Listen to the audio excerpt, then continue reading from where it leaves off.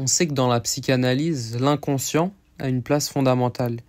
Il en est de même dans la psychologie évolutionnaire. Sans trop rentrer dans les détails, la sélection naturelle a sélectionné des programmes cognitifs qui favorisent certains comportements qui nous permettent de survivre et nous reproduire. La survie et la reproduction sont deux points essentiels pour comprendre la psycho-évolutionnaire.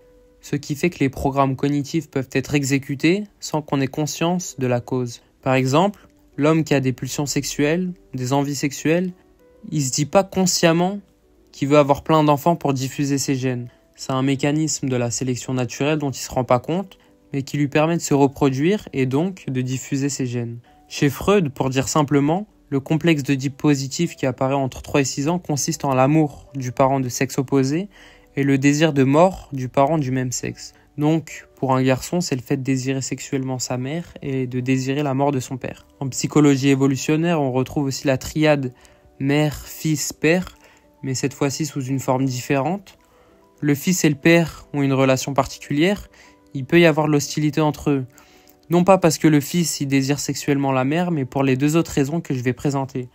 La première raison, lorsque le fils il est jeune, il désire que sa mère elle s'occupe de lui, qu'elle lui donne de son temps et qu'elle prenne soin de lui.